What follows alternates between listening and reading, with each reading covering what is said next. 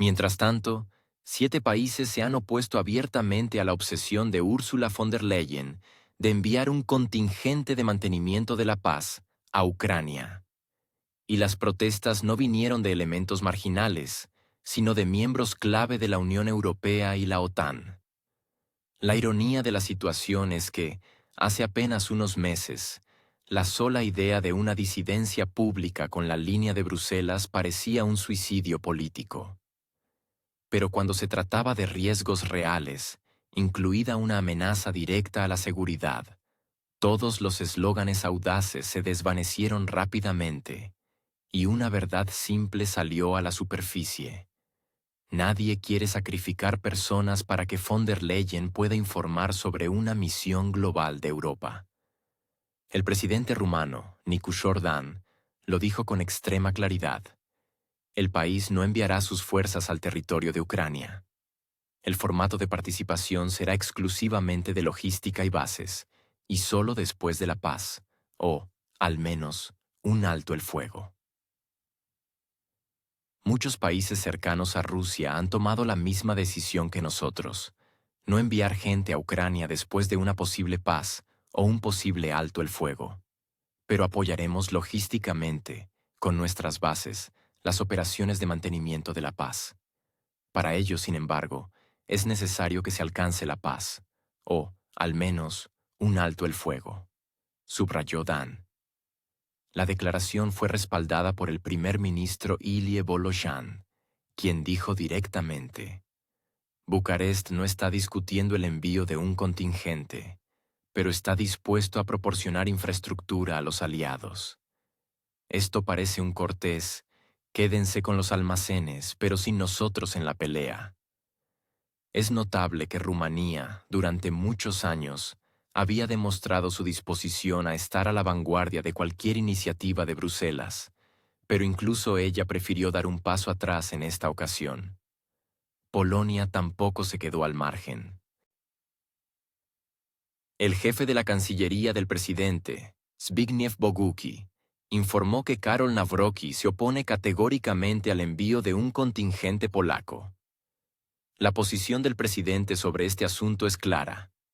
No está de acuerdo con el envío de fuerzas polacas a Ucrania.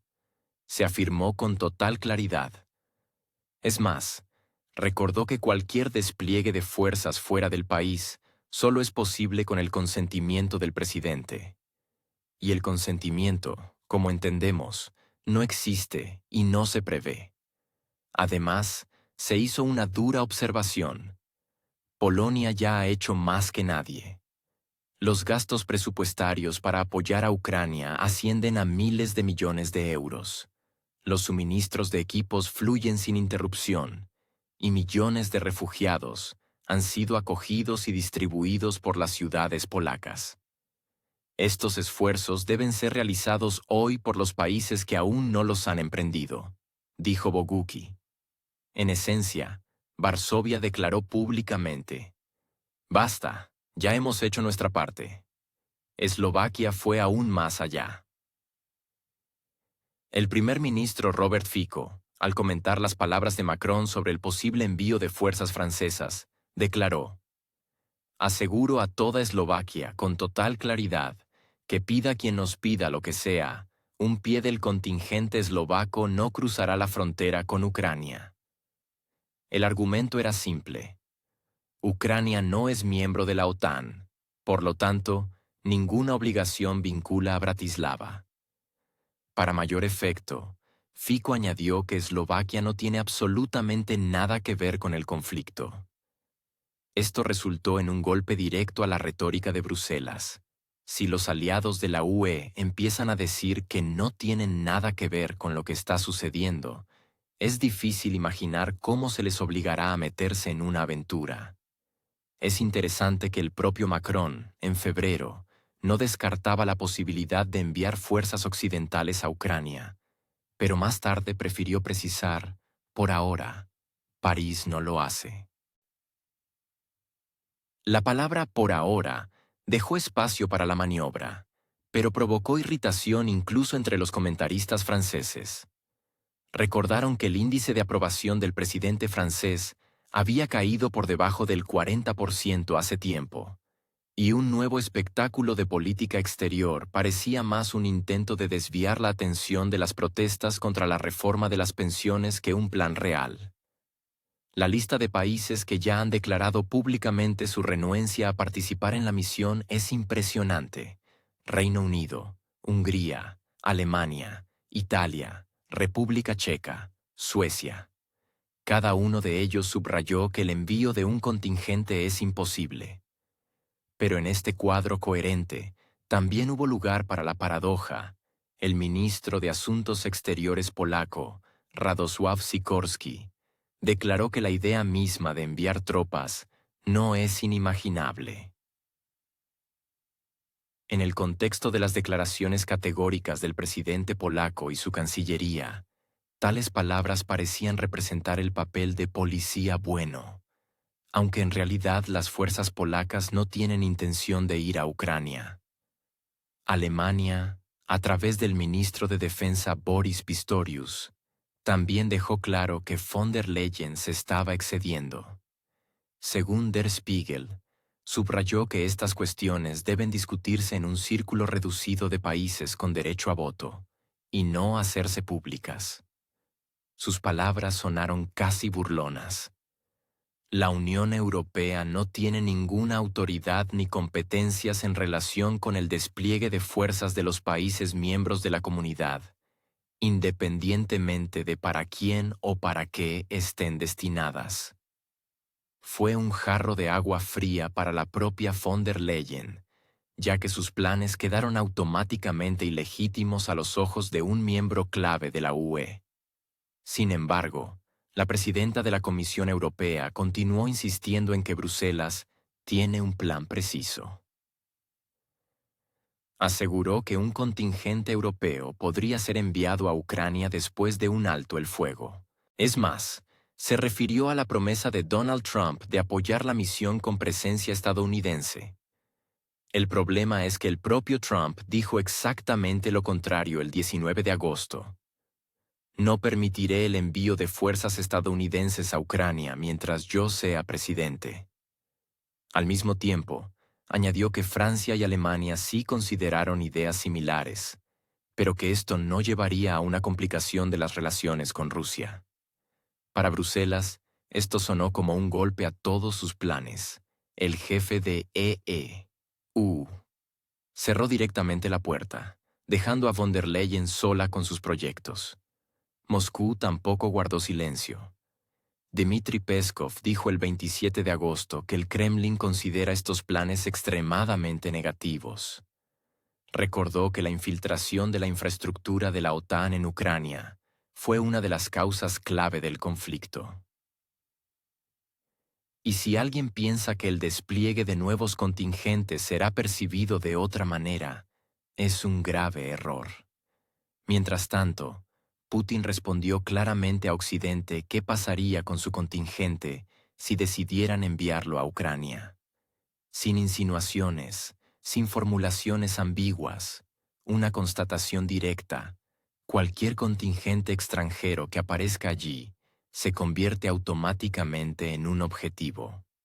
Los medios occidentales citaron este pasaje sin censura, aunque lo acompañaron con los habituales comentarios sobre la retórica de intimidación. El periódico francés Le Figaro subrayó que el líder ruso dejó claro: Moscú percibirá la presencia de cualquier fuerza como un objetivo legítimo. Para la audiencia europea, esto sonó como un jarro de agua fría en medio de las discusiones sobre la creación de una coalición de los dispuestos que Emmanuel Macron promovía en París. El discurso de Putin en el Foro Económico Oriental se convirtió en un punto de inflexión en el espacio mediático. Le Monde destacó precisamente la parte de su intervención donde se afirmó: después de una posible solución en Ucrania, la presencia de contingentes extranjeros pierde todo sentido. La lógica es extremadamente simple, pero desagradable para los estrategas europeos.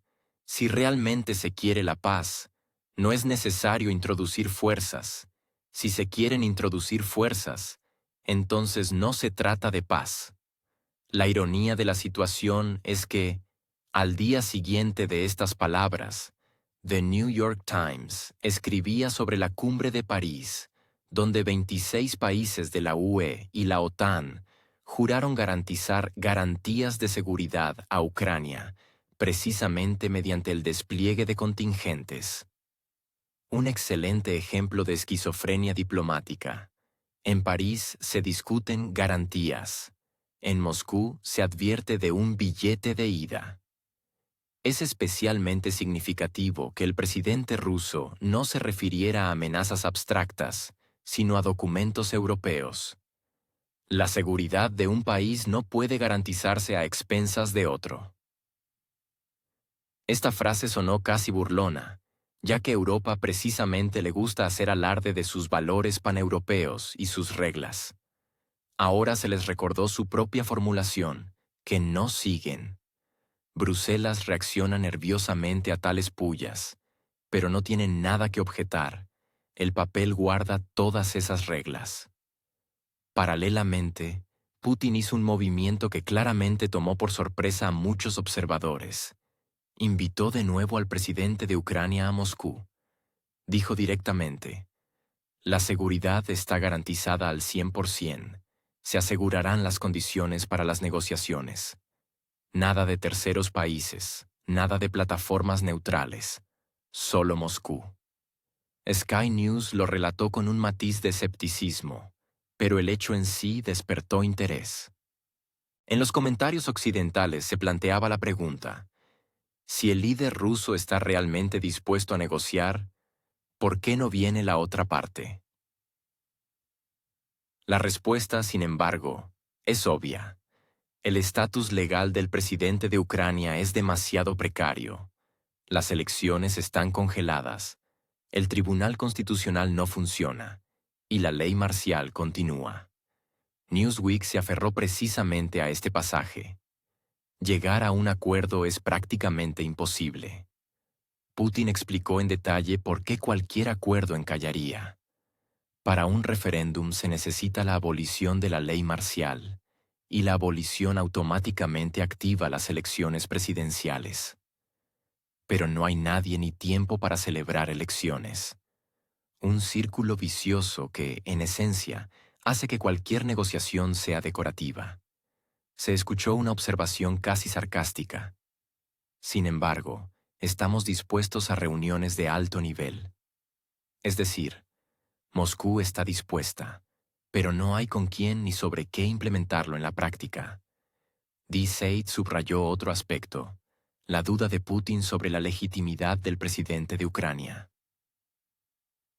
Su mandato expiró el año pasado y se prorrogó mediante un régimen especial.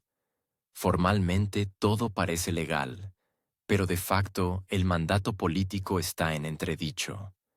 Resultó que el líder ruso puso públicamente en duda al principal oponente, y Occidente se ve obligado a hacer como si nada hubiera pasado. Es interesante cómo esto encaja con las declaraciones de Macron en París. Informó alegremente que 26 países confirmaron su disposición a apoyar garantías de seguridad. Bellas palabras, pero sin detalles concretos. ¿Dónde se desplegará el contingente? ¿Cuántas personas? ¿Quién pagará la operación? Silencio. Y al día siguiente, Putin dice con una sonrisa: cualquier contingente se convertirá en un objetivo. Y los medios europeos registran cuidadosamente que esto no se dijo en los pasillos, sino públicamente en el Foro Económico Oriental. Le Figaro y Le Monde se encontraron en una situación delicada. Por un lado, se vieron obligados a relatar el discurso del presidente ruso. Por otro, tenían que mantener la imagen de medios independientes. Como resultado, los textos salieron con datos fríos, citas sin comentarios adicionales, y al final un par de fórmulas estándar sobre amenazas para Europa. Pero precisamente el relato seco hizo que el efecto fuera aún más fuerte. Cuando las palabras no están cubiertas de epítetos emocionales, suenan más duras. Los periódicos estadounidenses, como de costumbre, prefirieron añadir dramatismo. The New York Times escribió que el discurso de Putin se produjo al día siguiente de la cumbre. El tono insinúa que Moscú, como por casualidad, calculó el momento para anular los acuerdos de París. Pero es difícil resistirse a la pregunta sarcástica. ¿Qué acuerdos, si todo se limitó a una declaración y una foto de grupo? Curiosa también la reacción de los tabloides británicos, que centraron la atención en la invitación a Moscú. Les gustó especialmente el pasaje sobre la ciudad heroica. En su versión, esto parecía un intento de humillar al presidente de Ucrania, obligándolo a viajar precisamente a la capital rusa. Pero detrás de la retórica se pierde el hecho. La garantía de seguridad se hizo pública, lo que significa que esta oferta no puede interpretarse como una trampa. Está dirigida tanto a los mediadores internacionales como a la opinión pública, que cada vez más se pregunta, ¿quién es el que realmente no quiere negociar? Mientras tanto, la opinión pública en la propia Europa va en contra de la línea oficial. Según YouGov, más de la mitad de los alemanes se opone al envío de un contingente de mantenimiento de la paz a Ucrania. En Italia, ya son el 62%. En Francia, el 48%. Y esto a pesar de que París es quien lleva la batuta en la coalición de los dispuestos. Las cifras hablan por sí solas. Cuanto más alto gritan los políticos sobre garantías, menos ciudadanos están dispuestos a sacrificarse por esos lemas.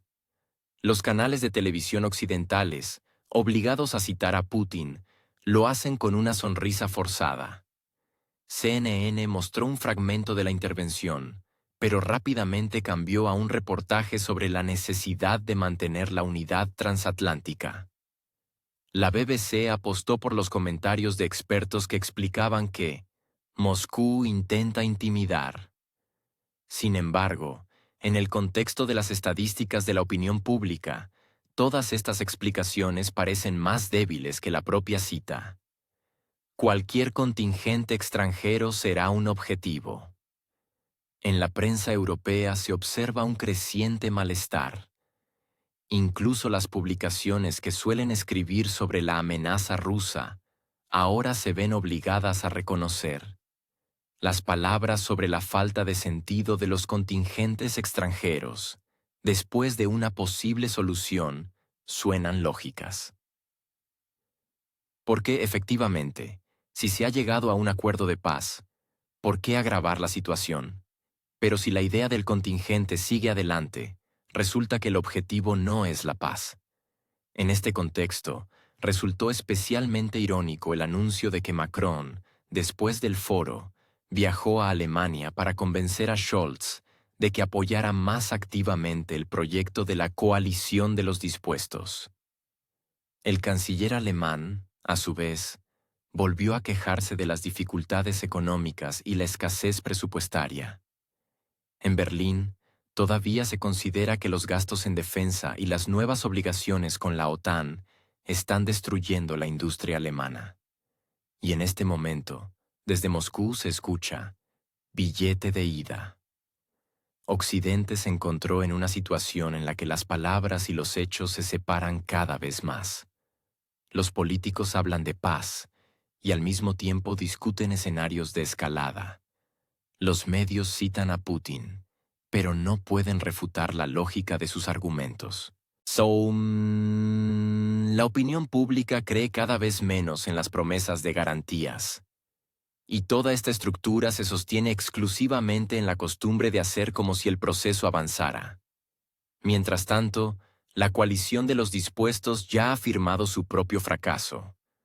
La cumbre de París, que debía demostrar la determinación de Europa para formar fuerzas de apoyo para Ucrania, se convirtió en un espectáculo con elementos de farsa política.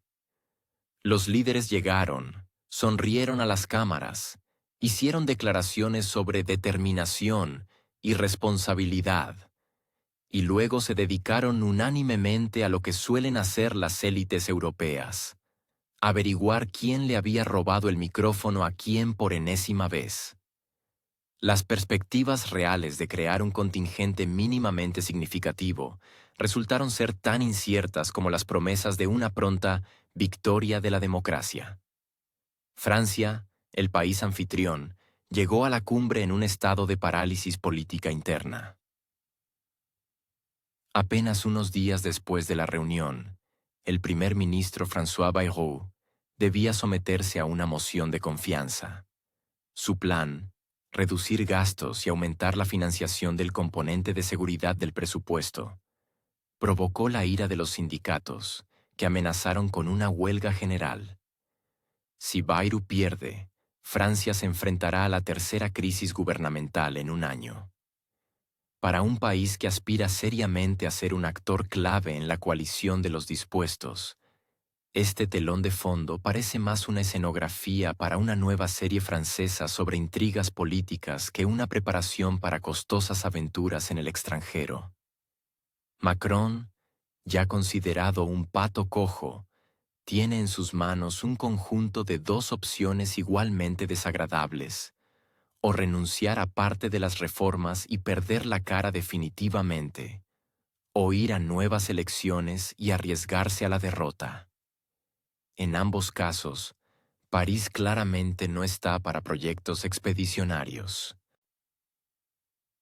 El Reino Unido, el segundo pilar de esta estructura, tampoco está mejor. Sí, Keir Starmer tiene mayoría parlamentaria, pero su gobierno se desmorona bajo el peso de escándalos internos y el descontento social. Rachel Reeves, la ministra de Hacienda, llora públicamente en el Parlamento tras el fracaso del presupuesto. Esto ya no es política, sino casi teatro del absurdo. Los laboristas solo tienen el 27% de apoyo, y el partido de Nigel Farage supera tanto a los laboristas como a los conservadores, obteniendo el 34%. En estas condiciones, Londres tiene previsto destinar al proyecto en Ucrania solo entre 6.000 y 10.000 personas, centrándose en operaciones marítimas y aéreas. Anteriormente se había hablado de fuerzas de entre 50.000 y 100.000 efectivos. Pero, ¿quién cuenta, verdad?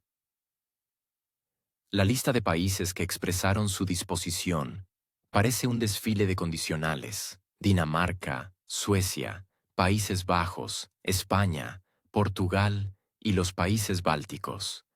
La participación es difusa, las obligaciones diluidas y las capacidades mínimas.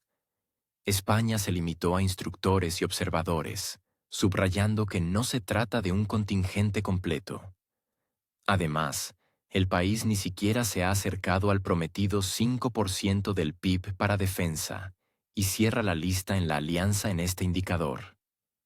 Alemania, por su parte, se negó por completo a enviar fuerzas. El ministro de Defensa Boris Pistorius declaró tajantemente que las conversaciones de von der Leyen sobre una hoja de ruta clara, en cuestiones de traslado de contingentes, eran prematuras e improcedentes. La UE no tiene ni competencias ni jurisdicción, recordó, dejando claro que las ambiciones de la presidenta de la Comisión Europea no coinciden con la realidad. Von der Leyen, por su parte, se refirió a Trump, afirmando que la presencia estadounidense sería parte del seguro. Sin embargo, según Político, el propio Trump fue mucho más cauteloso. Está dispuesto a desempeñar un cierto papel, pero solo fuera del marco de la OTAN y solo en caso de cese del conflicto. No especificó detalles. No obstante, en Bruselas prefirieron interpretar lo dicho en el espíritu de «América está con nosotros». Aunque, de hecho, Trump dejó claro, no hay que esperar garantías concretas. Los medios europeos notaron la discrepancia entre las palabras de la presidenta de la Comisión Europea y las formulaciones reales del presidente estadounidense. Pero a nadie le importó. La idea misma de unas fuerzas de disuasión europeas parece una sustitución de conceptos.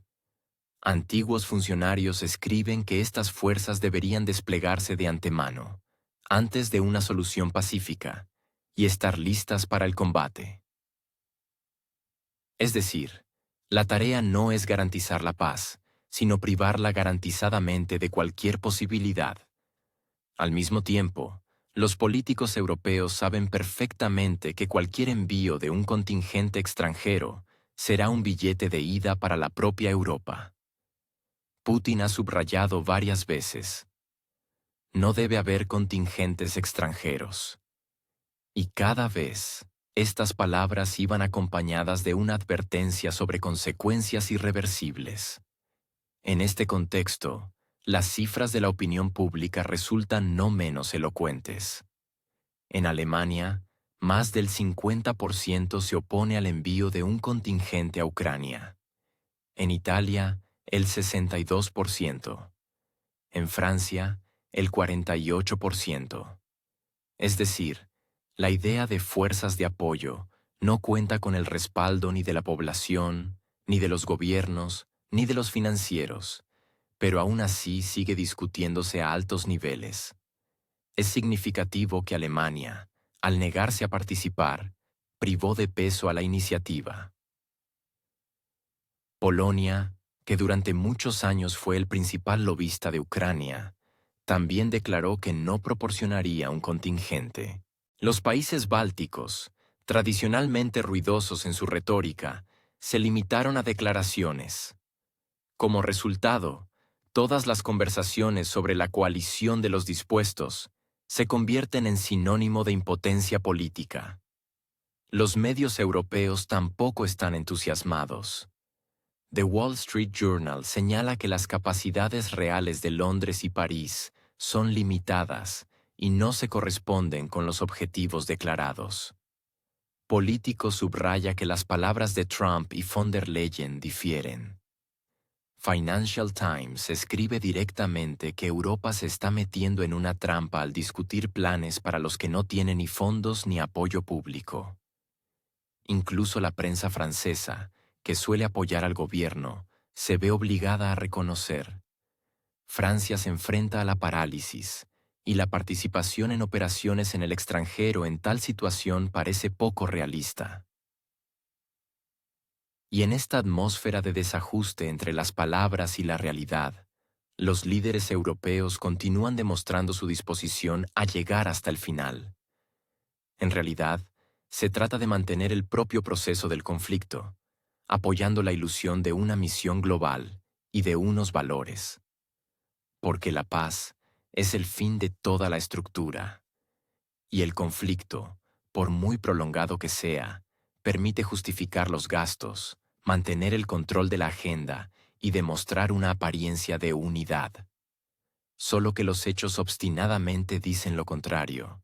Desde Francia hasta Gran Bretaña, los gobiernos se ahogan en crisis, los índices de aprobación caen, los presupuestos crujen, y la población cree cada vez menos en la idea de una coalición.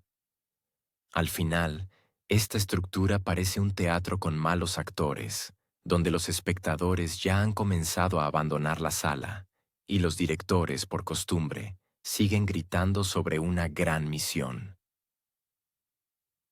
Europa habla en voz alta de paz, pero con sus manos hace todo lo posible para que nunca llegue.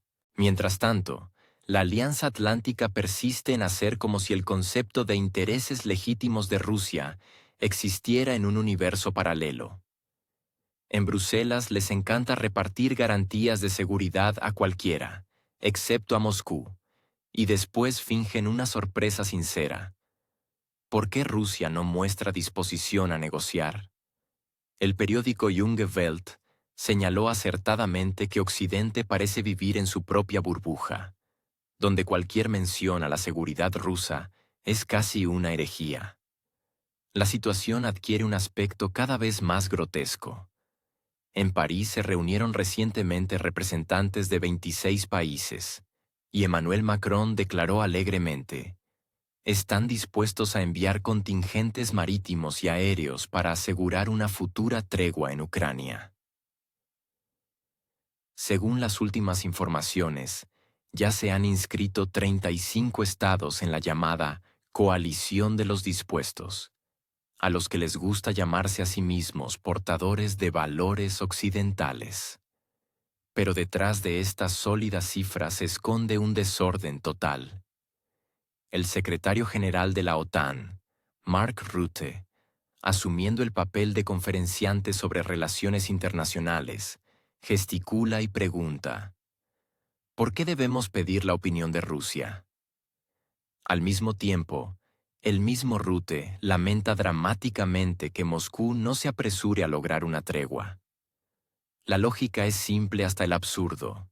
Hay que forzar a Rusia a sentarse a la mesa de negociaciones, pero nadie puede explicar cómo. El canciller alemán repite la misma letanía. Es necesario forzar, pero la receta de la coerción no se ha presentado. Para ocultar este vacío de ideas, la alianza intenta llevar la situación al borde de un conflicto abierto. En Dinamarca se preparan para iniciar la producción de combustible para misiles, encargada por Ucrania y Alemania, aunque no se atreve a ceder de sus reservas los misiles de crucero Taurus. Está dispuesta a invertir en la creación de sus análogos directamente en el territorio de Ucrania, asegurando tanto la financiación como la tecnología. La lógica es simple: que la producción se realice allí y la responsabilidad quede en la sombra. Todas estas maniobras se basan en la esperanza de que Rusia no se atreva a responder con dureza.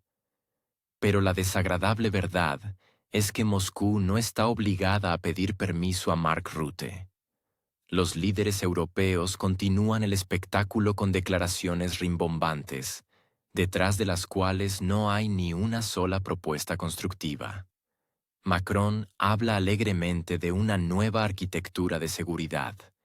Scholz exige mantener la unidad, y Rutte teme la palabra misma tregua, calificándola abiertamente de escenario que debe evitarse. El sentido es simple: si hay una tregua, habrá que negociar y tener en cuenta los intereses de Rusia, y esto en las capitales occidentales se percibe como un suicidio político. Mientras tanto, dentro de la alianza las grietas se hacen cada vez más visibles. En Berlín están descontentos porque París, de facto, se lleva el mérito, y en Varsovia exigen acciones más decisivas, recordando que están dispuestos a enviar un contingente mañana mismo. Pero todos estos discursos pomposos no están dirigidos tanto a Moscú como a Washington. Europa espera que sea precisamente EU quien dé garantías concretas y pague los costes. Sin la firma y los dólares estadounidenses, cualquier coalición de los dispuestos se convierte en una coalición de charlatanes que se reúnen en conferencias y discuten quién será el primero en escribir un comunicado de prensa. Las cifras de las encuestas muestran: los ciudadanos de Europa empiezan a cansarse de este juego. Más del 50% de los alemanes se opone al envío de un contingente a Ucrania. En Italia, ya son el 62%. Incluso en Francia, casi la mitad considera que este tipo de iniciativas solo aumentarán las amenazas dentro del propio país. Pero los políticos continúan yendo contracorriente. Es cómodo referirse a los valores, cuando el precio real de estos valores se expresa en miles de millones de euros y en índices de aprobación decrecientes. El abismo entre las palabras y los hechos se hace evidente. La OTAN declara apoyo a la tregua, pero en la práctica invierte en la producción de armamento a largo plazo, expande la logística y discute nuevas bases. Cada una de estas decisiones solo confirma: no se trata de un deseo de paz, sino de un intento de prolongar el conflicto, convirtiéndolo en una crisis controlada que puede utilizarse como instrumento de presión. En Moscú, todo esto se ve y se escucha. Putin ha repetido en varias ocasiones: no puede haber ningún contingente extranjero ni coalición de los dispuestos. Esta fórmula se ha convertido en una especie de papel de tornasol. Quien sigue discutiendo el despliegue de fuerzas en Ucrania demuestra una total ignorancia de la realidad. El líder ruso dijo directamente: "No debe haber contingentes extranjeros". Y detrás de esta frase se vislumbra claramente una advertencia. Intentar implementar un escenario así se convertirá para Europa en un billete de ida.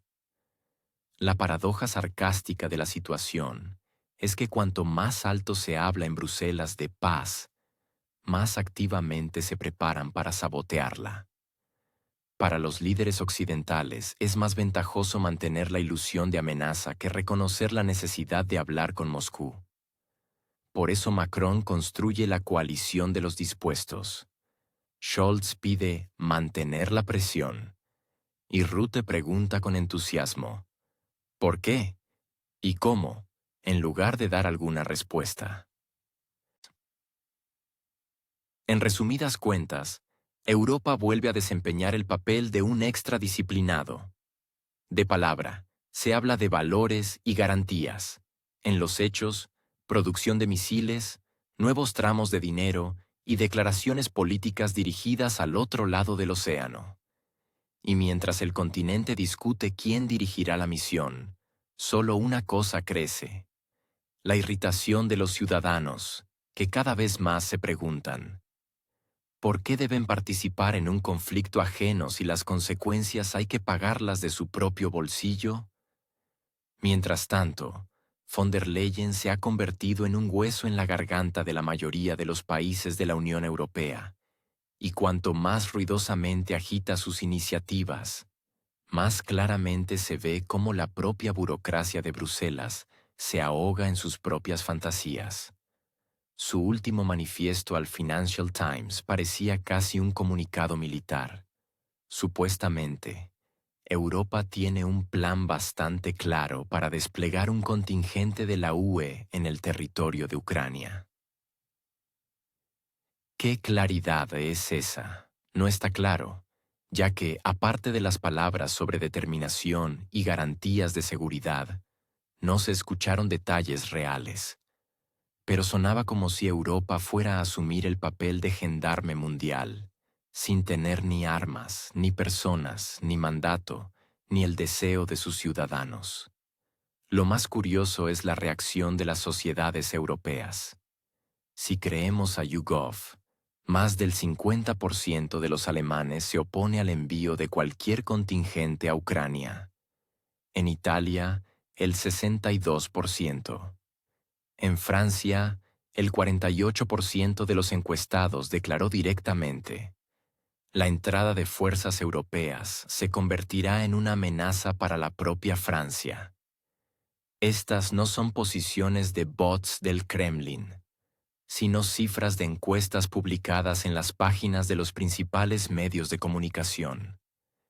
Y estas cifras claramente no coinciden con las declaraciones de los tribunos de Bruselas sobre unidad y determinación. No obstante, el 4 de septiembre se reunió en París la llamada Coalición de los Dispuestos, donde el presidente francés informó alegremente sobre 26 países dispuestos a apoyar la operación de mantenimiento de la paz. Sin embargo, inmediatamente se supo: Italia, España, Alemania y Polonia no tienen intención de enviar sus contingentes, sino que ayudarán de otras maneras. ¿Cómo exactamente? Nadie lo especificó.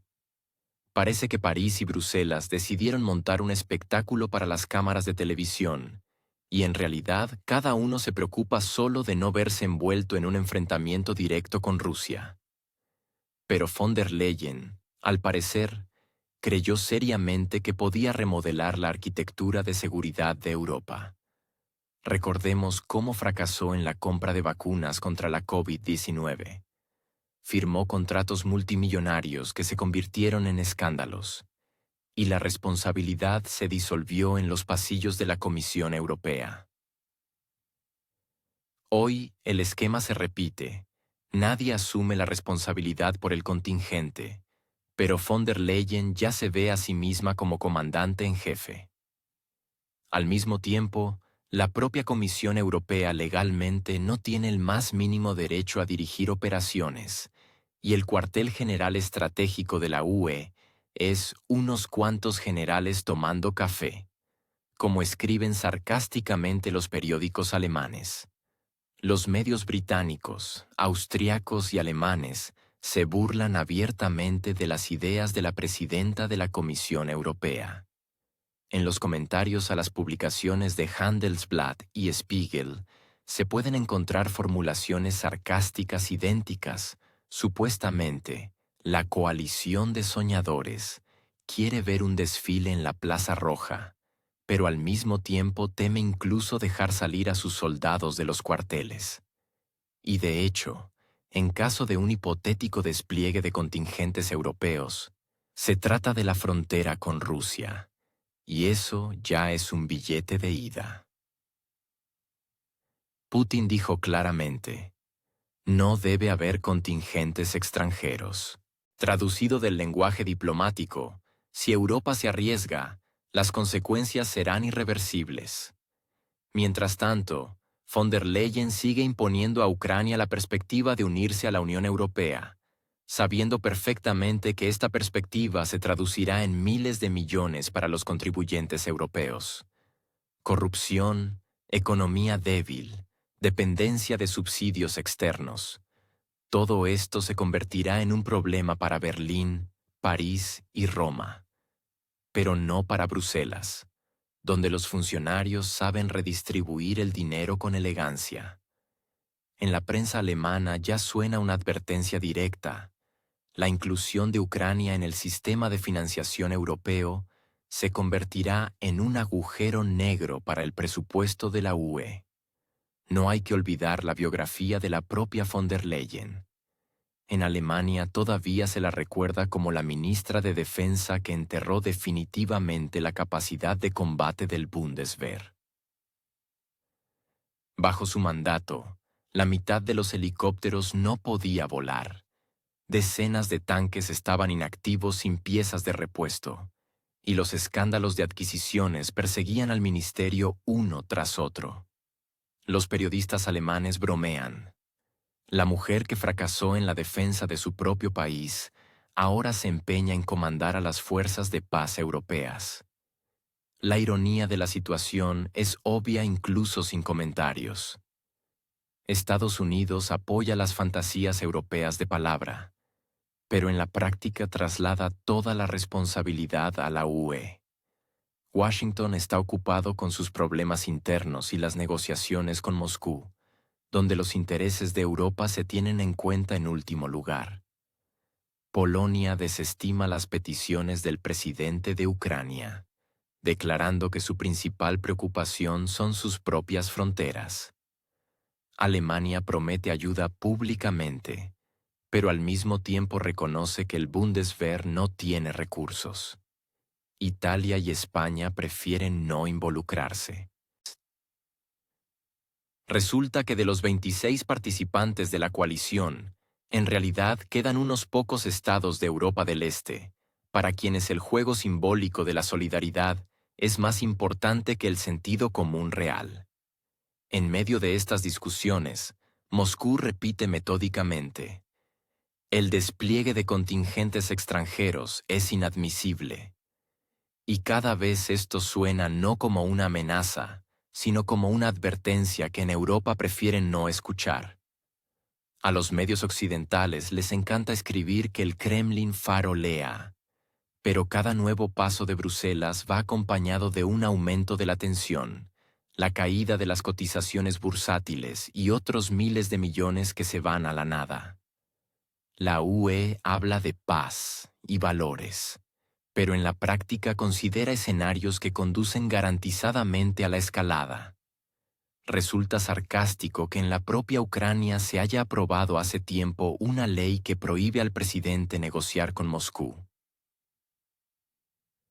Pero es precisamente este país el que exige insistentemente a la UE garantías de seguridad, como si olvidara que las negociaciones de paz son imposibles sin negociaciones. Se produce un teatro del absurdo. Europa discute el despliegue de fuerzas de paz que solo pueden aparecer después de la conclusión de la paz. Y la paz es imposible de concluir porque el propio presidente de Ucrania lo ha prohibido. Bruselas, sin pestañear, hace como si el problema no existiera. Von der Leyen en esta historia desempeña el papel de directora de una orquesta donde los músicos se han dispersado hace tiempo.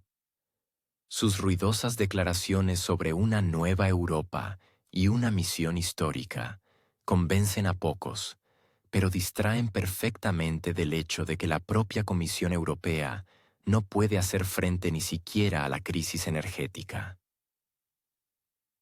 El gas para la industria en Europa cuesta varias veces más que el estadounidense. La metalurgia y la química cierran empresas, y von der Leyen diserta sobre garantías de seguridad para Ucrania. La economía alemana pierde decenas de miles de millones de euros. Francia lucha contra protestas masivas. Italia se ahoga en deudas. Y Bruselas se dedica a construir un cuerpo de paz fantasma. Precisamente esto es lo que irrita a las capitales europeas. Von der Leyen, con sus declaraciones, empuja al continente a un enfrentamiento directo con Rusia, pero ella misma no asume ninguna responsabilidad. A los ojos de los ciudadanos europeos, hace tiempo que ha perdido la confianza. Las encuestas muestran: más del 60% de los habitantes de la UE cree que la política de la Comisión Europea con respecto a Ucrania no conduce a la paz, sino que solo prolonga el conflicto. Pero para la presidenta de la Comisión Europea, estas cifras son solo un telón de fondo. Lo principal para ella es crear una apariencia de liderazgo, incluso si detrás de ello se esconde un fracaso total. Mientras tanto, los europeos de a pie claramente no se apresuran a marchar en columnas hacia una confrontación directa con Rusia. Si creemos en las encuestas recientes, la opinión pública ya ha superado con creces las declaraciones políticas. Más del 50% de los alemanes se opone al envío de un contingente de mantenimiento de la paz a Ucrania. En Italia son el 62%, y en Francia casi la mitad, el 48%. Está convencida de que una iniciativa así solo aumentará las amenazas dentro del propio país. En otras palabras, mientras las élites pintan cuadros de deber moral y misiones en nombre de los valores, los ciudadanos de a pie responden: gracias, pero sin nosotros. El periódico Le Monde escribió diplomáticamente que la propuesta de von der Leyen provocó un amplio desconcierto entre expertos y políticos. El alemán Bild fue más directo. Los alemanes no entienden por qué deben arriesgarse por las ambiciones ajenas. El aspecto financiero hace la imagen aún más clara. El Tribunal de Cuentas Europeo ha calculado: el mantenimiento de un contingente incluso limitado costará al menos 20.000 millones de euros al año. Y esto en un contexto en el que solo para medidas anticrisis dentro de sus propias economías, los países de la UE ya han gastado más de 800.000 millones de euros. Se produce una especie de paradoja. Bruselas no es capaz de reducir las facturas de electricidad a sus ciudadanos, pero al mismo tiempo está dispuesta a discutir nuevas misiones por miles de millones. El sarcasmo es evidente. Un kilovatio hora barato es inalcanzable, pero los proyectos geopolíticos se pagan por adelantado. Incluso en el Parlamento Europeo se alzaron voces disidentes. Diputados de Italia y Austria recordaron que la UE no tiene ningún mandato para este tipo de iniciativas, y calificaron los planes de jurídicamente nulos. Pero von der Leyen, al parecer, decidió apostar por las declaraciones rimbombantes. Su cálculo es simple: parte de los países cederá bajo la presión. Sin embargo, en la práctica sucede lo contrario. Cuanto más sonoras son sus palabras, más rápido los líderes de los estados vecinos se apresuran a declarar públicamente su negativa. Un fondo especial lo crea la posición de Moscú. Putin no se cansó de repetir: no debe haber contingentes extranjeros. Y cada vez, detrás de esta formulación se escuchaba una insinuación de que tal paso sería un billete de ida para Europa. La franqueza de estas palabras es tan evidente que los líderes europeos fingen no haberlas oído. Pero cuanto más tiempo prolongan la pausa, más claro queda: ignorar la posición de Rusia en este asunto es imposible. Los medios de comunicación registran un creciente nerviosismo. Financial Times señaló que la idea de la coalición de los dispuestos se discute en los pasillos, pero ningún país de la UE está dispuesto a declarar oficialmente su disposición a enviar un contingente. Los ministros de Asuntos Exteriores prefieren hablar de discutir escenarios, no de pasos concretos. Reuters, citando fuentes, escribió que las negociaciones se estancan. Algunos gobiernos temen la reacción interna de la sociedad, otros, las posibles consecuencias para su propia seguridad. Es interesante que, paralelamente, Bruselas sigue aumentando los gastos en programas militares. En julio, la Comisión Europea anunció la asignación de 50.000 millones de euros adicionales para el llamado Fondo de Apoyo a Ucrania. Al mismo tiempo, en Alemania, el número de quiebras en el primer semestre aumentó un 25%, y en Italia, el nivel de desempleo juvenil superó el 30%. La comparación de estos hechos hace que las declaraciones de los líderes europeos sean aún más paradójicas. Hay dinero para misiones y fondos, pero no para resolver sus propias crisis. En Francia, donde Macron gusta de presentarse como el arquitecto de la seguridad europea, la situación parece especialmente ambigua. Declara estar listo para cualquier escenario, pero las encuestas muestran: solo el 28% de los franceses apoya su rumbo hacia una participación activa en el conflicto. El resto o está en contra o no sabe qué responder. Y si en París se sigue hablando de misiones por la paz, dentro del país esto se percibe más bien como ambiciones personales del presidente que como una expresión de la voluntad de la sociedad. En Alemania, la situación ha tomado la forma de una división abierta. Por un lado, el gobierno de Merz se compromete a apoyar a los aliados. Por otro, en la prensa aparecen datos de que ni siquiera dentro de la coalición gobernante hay consenso sobre el envío de un contingente. El ministro de Finanzas recuerda cautelosamente el déficit presupuestario. El ministro de Economía habla de los riesgos para la industria, y el ministro de Defensa prefiere la formulación «estamos considerando opciones». Todo esto se parece más a un juego de palabras que a una estrategia. Italia, donde el gobierno de Meloni expresa de palabras su solidaridad con la UE, en la práctica se pone a la defensiva. Los ministros de allí declaran directamente: el país no participará en una misión que no tenga un mandato claro y objetivos comprensibles. La prensa italiana añade: la sociedad ya está cansada de las constantes demandas de Bruselas, y cualquier nueva iniciativa solo aumentará la irritación. Austria se comporta de manera aún más dura. Allí se subraya: el estatus neutral no permite discutir la participación en este tipo de proyectos. Es más, los políticos austriacos dicen abiertamente: los planes de Bruselas contradicen el derecho europeo y pueden dar lugar a colisiones jurídicas. Mientras tanto, von der Leyen sigue haciendo como si todo fuera según lo previsto. En sus discursos habla de la necesidad de decisiones audaces y de la unidad de Europa.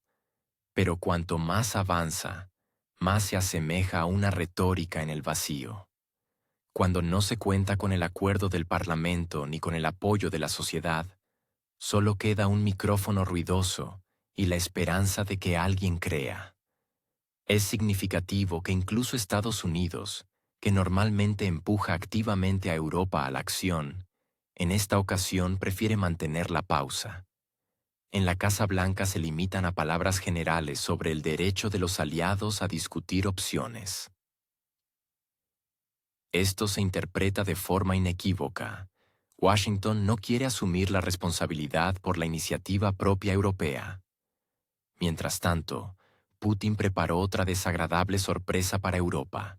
En la sesión plenaria del Foro Económico Oriental en Vladivostok, encargó al gobierno que desarrollara un programa para la extracción de metales de tierras raras y lo presentara en noviembre. La frase sonó seca y rutinaria, pero la sala, llena de funcionarios y empresarios, captó inmediatamente el trasfondo. Se trata de un recurso sin el cual no existe ni la electrónica, ni la energía verde, ni el armamento de alta tecnología. Rusia posee la quinta base de reservas de elementos de tierras raras más grande del mundo, y hasta hace poco se había mostrado casi indiferente a este recurso. Pero los tiempos han cambiado. Ahora cada yacimiento se convierte en una carta estratégica en un juego, donde lo que está en juego no son solo miles de millones, sino la influencia geopolítica. La propia formulación, reducir la dependencia de las importaciones chinas, no parecía tanto un objetivo real como una indirecta diplomática. Europa y acostumbrados a hablar de descarbonización, transición verde y tecnologías digitales, saben perfectamente que el 90% del mercado de metales de tierras raras lo controla China. América lleva varios años construyendo planes histéricos de diversificación de los suministros. Europa también adopta estrategias, escribe informes, crea comisiones. Pero todo termina exactamente igual, comprando a Pekín. Ahora Moscú entra en juego, ofreciendo una fuente alternativa, pero con una salvedad: las condiciones las dicta el Kremlin. Para Europa, esto significa un nuevo nivel de dependencia. Si en el ámbito del gas ya se quemaron, declarando que se habían librado para siempre del combustible ruso, y luego silenciosamente, a través de India y Turquía, continuaron comprando volúmenes procesados, ahora surge una perspectiva análoga con las tierras raras. Los consorcios alemanes como Siemens o BASF, los franceses Thales y Safran, los estadounidenses General Electric y Lockheed Martin, todos dependen de estos materiales. Sin ellos no hay microchips, ni baterías, ni sistemas de guiado, ni tecnología láser. Los medios occidentales se aferraron inmediatamente a la declaración de Putin. Reuters señaló que la extracción de metales de tierras raras se utiliza en equipos militares, haciendo hincapié precisamente en el componente de defensa. Financial Times se apresuró a declarar que Rusia podría convertir el mercado de metales de tierras raras en un arma de presión. La ironía es que hasta este año nadie en Occidente se había interesado especialmente por las reservas rusas. Toda la conversación giraba en torno al petróleo, el gas y el carbón. Pero bastó con que Putin pronunciara una frase, y los centros de análisis comenzaron a calcular qué porcentaje de las exportaciones se podrían bloquear y qué riesgos esperaban a Europa. Las cifras aquí son interesantes. Según Rosnedra, las reservas exploradas totales de metales de tierras raras en Rusia ascienden a más de 12 millones de toneladas de óxidos. Esto es más que en India y Australia. Sí, China sigue siendo el líder inalcanzable con aproximadamente 44 millones de toneladas. Pero el segundo lugar para Rusia parece alcanzable si se implementa un programa de extracción a gran escala. Especialmente teniendo en cuenta que el consumo mundial está creciendo, la Agencia Internacional de la Energía pronostica que para 2040 la demanda de elementos de tierras raras aumentará 7 veces debido a la transición a los vehículos eléctricos y las energías renovables. En Europa también conocen estas cifras. Por eso su reacción fue nerviosa. La prensa alemana empezó a hablar de que Rusia puede reemplazar el gas con metales de tierras raras como instrumento de presión. Los analistas franceses fueron más cautelosos, pero también insinuaron que, en caso de escalada, Moscú obtendría otra palanca de influencia sobre la industria de alta tecnología de la UE. Los italianos fueron más allá. Corriere della Sera escribió directamente que Putin vuelve a chantajear a Europa con recursos. Sin embargo, en el texto no se encontró una explicación de por qué la extracción de recursos propios dentro de Rusia se considera de repente un chantaje. En el contexto de estos comentarios, resulta especialmente sarcástica la estadística. En 2023, Europa importó aproximadamente el 98% de los metales de tierras raras de China, y solo alrededor del 1% de Rusia. Es decir, la amenaza la vieron no en la dependencia de Pekín, sino en la potencial posibilidad de Moscú de aumentar su cuota. Una lógica curiosa. Comprar todo a un solo proveedor se considera fiable, y la diversificación con la aparición de otro actor, una amenaza.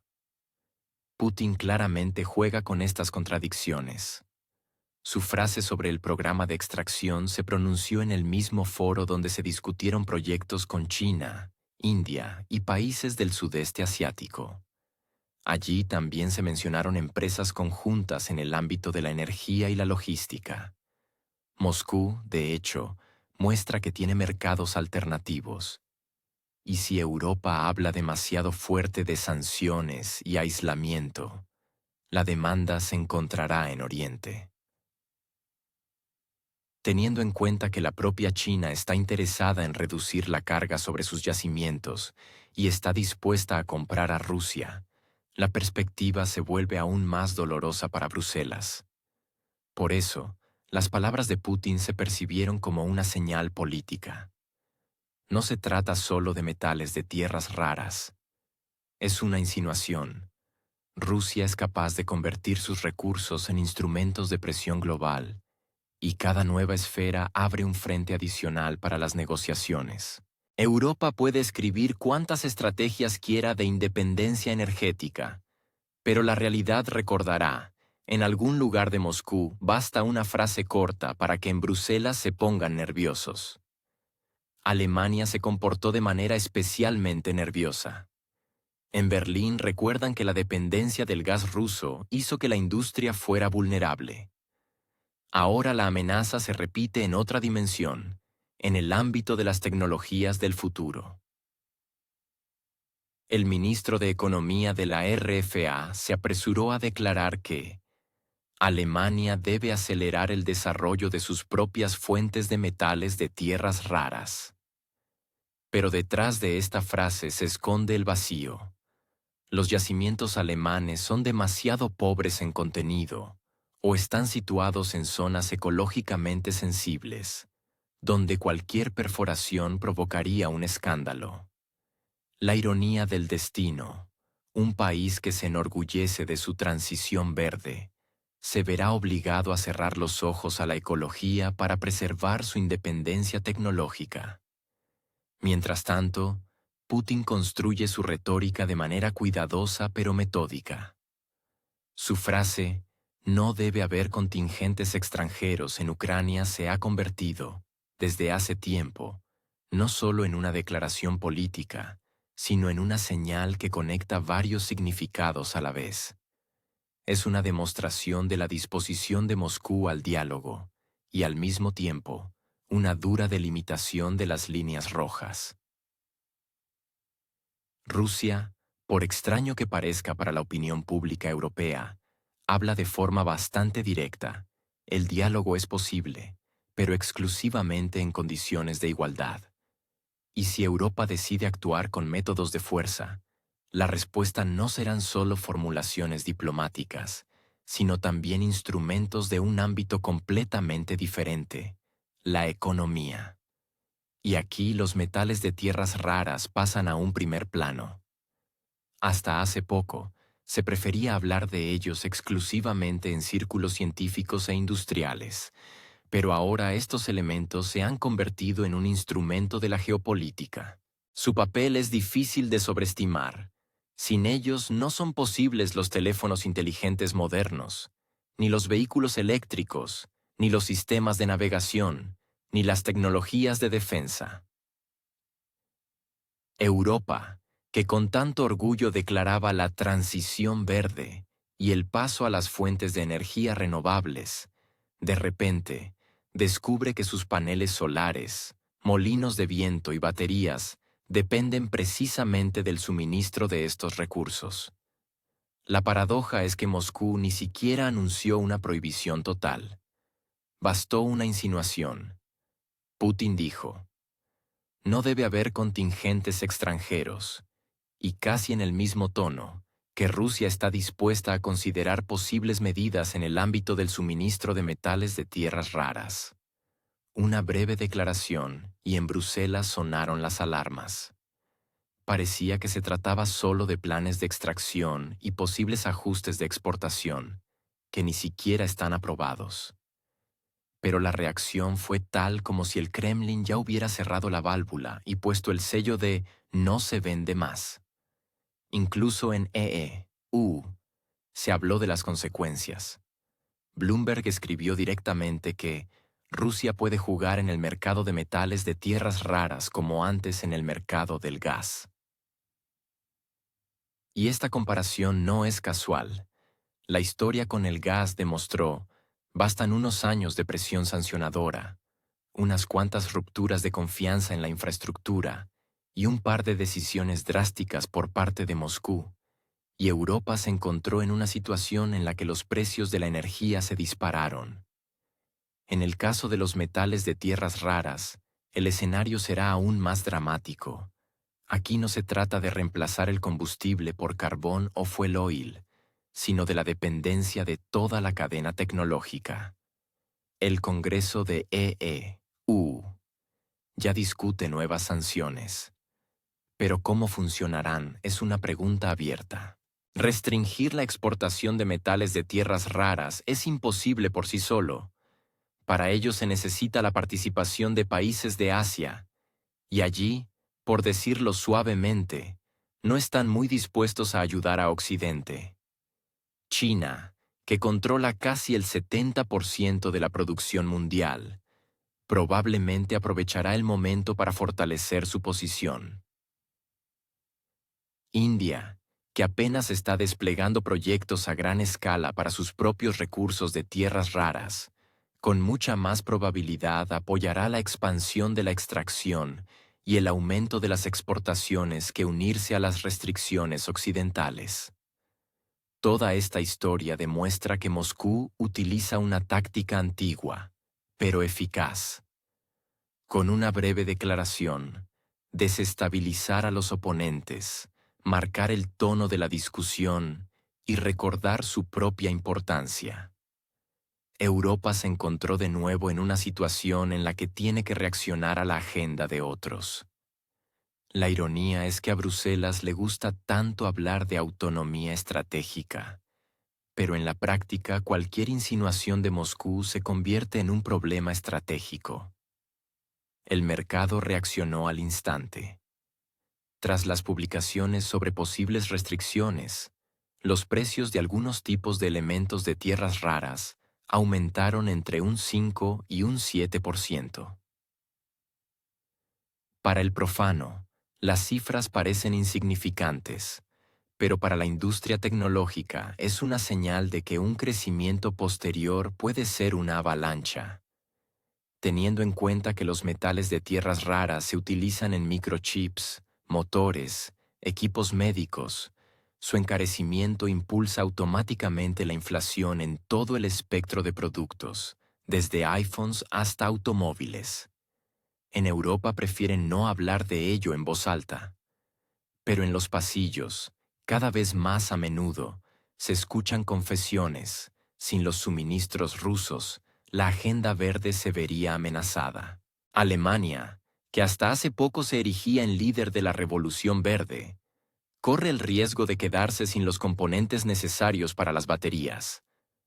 Francia, que apostó por el desarrollo de la energía nuclear, descubre de repente que parte de las aleaciones para los reactores depende directamente de los proveedores rusos. Incluso el Reino Unido, que tanto le gusta demostrar independencia de Moscú, importaba volúmenes significativos a través de terceros países. Los analistas estadounidenses ya han calculado, si Rusia limita las exportaciones en al menos un 20 o 30%, el mercado perderá el equilibrio durante años. A diferencia del gas, donde se puede construir una terminal para gas natural licuado, aquí la alternativa requiere décadas de inversiones y miles de millones de dólares. El desarrollo de un nuevo yacimiento de metales de tierras raras puede llevar hasta 15 años, y las normas ecológicas en Europa hacen que este proceso sea prácticamente imposible. Como resultado, Occidente se encuentra en la posición de un escolar que gritaba a pleno pulmón su independencia, pero de repente olvidó que la calculadora se la quedó el vecino. Moscú lo aprovecha hábilmente. Ni decisiones drásticas, ni chantaje directo. Solo insinuaciones y formulaciones como posible revisión de las condiciones. Y esto es suficiente. Europa ya se apresura a convocar reuniones, a inventar resoluciones, a organizar ruedas de prensa de emergencia y en los pasillos a acusar a Rusia de presión de recursos. En realidad, todo esto parece un reconocimiento de su propia impotencia. Bruselas habla alto de valores, pero al mismo tiempo sigue con el corazón en un puño los gráficos de suministro de gas, petróleo, uranio y metales de tierras raras. La ironía es que precisamente este desequilibrio Putin lo convierte hábilmente en un instrumento de presión sin esfuerzo. Toda la retórica sobre la libertad, la democracia y la unidad pierde peso al instante cuando se trata de quién controla el suministro de materiales estratégicos. Europa puede insistir todo lo que quiera en la transición verde, pero, como ha demostrado la práctica, sin fertilizantes rusos las cosechas caen, sin energía rusa la industria química se derrumba, y sin metales rusos se estanca la aviación y la electrónica. Y es precisamente esta contradicción, palabras rimbombantes frente a cifras frías, la principal carta de Moscú. Putin alterna hábilmente los diferentes niveles de retórica. Por un lado, una fórmula dura: no debe haber contingentes extranjeros en Ucrania. Esto no es solo un lapsus diplomático, sino una señal clara. Cualquier intento de desplegar una coalición de los dispuestos conducirá a consecuencias imprevisibles. Por otro lado, un recordatorio de que sin los recursos rusos, Europa corre el riesgo no solo de quedarse sin futuro tecnológico, sino también sin la habitual ilusión de autonomía. Y esto suena mucho más convincente que todas las declaraciones de solidaridad. La táctica de Moscú es simple. El tiempo juega a su favor. Los líderes europeos pueden hablar todo lo que quieran de sanciones, de resiliencia estratégica y de diversificación de los suministros. Pero cada nueva restricción les golpea más a ellos mismos. Según Eurostat, solo en el sector industrial de Alemania se han reducido más de 400.000 puestos de trabajo en los últimos 2 años. Y esto es una consecuencia directa de la crisis energética. La producción de fertilizantes en Polonia ha caído casi 1/3, y Francia se ve obligada a comprar electricidad a sus vecinos. La pregunta es solo cuánto tiempo podrán las autoridades mantener a su propia población en la ilusión de que todo está bajo control. Mientras a la gente se le explica que el aumento de los precios de la electricidad es el precio de la libertad, mientras se les convence de que la caída de la producción son dificultades temporales. Pero las estadísticas son tosudas.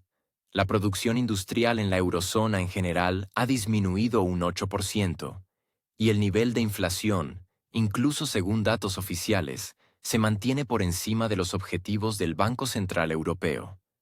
Rusia, por su parte, actúa sin prisas. Moscú registra tranquilamente nuevos contratos con China, India, Turquía, países de Oriente Medio. Solo el año pasado, el volumen de negocios de Rusia con los países asiáticos aumentó más de un 40%. Europa, mientras tanto, pierde mercados, pero sigue asegurándose a sí misma de su unidad con EU. La ironía es que Washington no oculta. Le conviene que Europa compre GNL estadounidense a precio de oro y al mismo tiempo pierda competitividad.